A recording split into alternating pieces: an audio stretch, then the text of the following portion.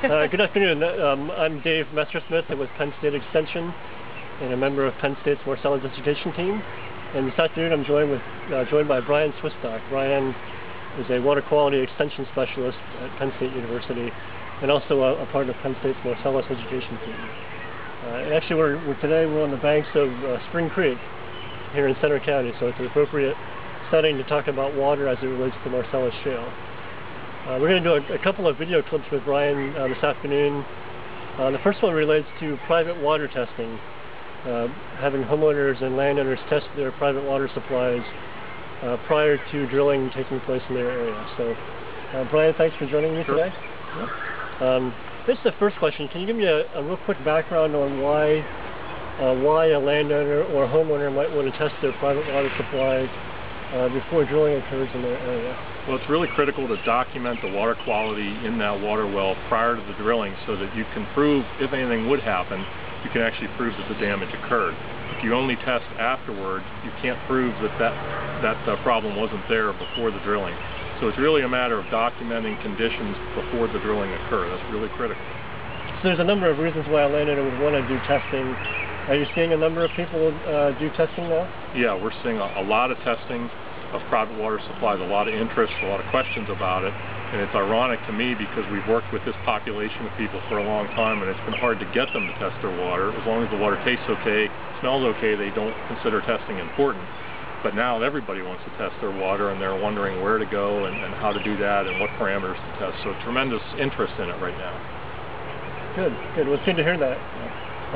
We're actually going to be doing a separate video clip today with Bryan about regulations as it relates to water, drinking water quality in Pennsylvania.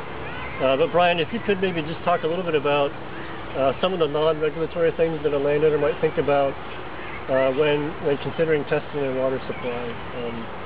Well, one thing you can do if you haven't leased already, or you can put leasing stipulations in that would require the company to do the testing for you. You can ask for what parameters you want tested.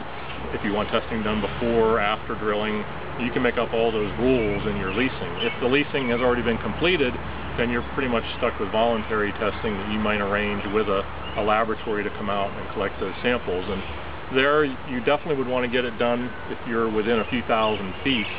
Once you get out to a mile or so, the real need for testing hasn't really been documented in any research. So it's really pretty much within a mile or less where most people are doing that testing voluntarily. Okay. And it's been looked as drilling occurs in an area and it moves closer to a person's house.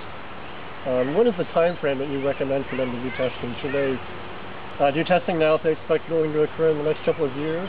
Now, ideally you test right before the drilling as close as you can, and it's hard to predict when that's going to be. It's very hard to judge exactly when the drilling is going to happen, but you don't want to rely on tests that are several years old. You'd like it to certainly be within a year, preferably within months or even weeks before the drilling. And then after drilling, you'd want to get it done as quickly as you can because there is a presumption of responsibility that only lasts for 6 months, so you want to get that testing done quickly.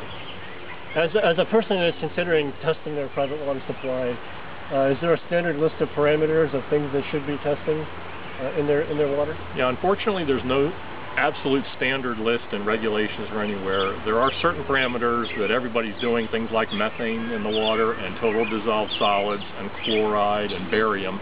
Those are the things that everybody's doing. Beyond that, you can get into a very, very long list that can cost a lot of money too.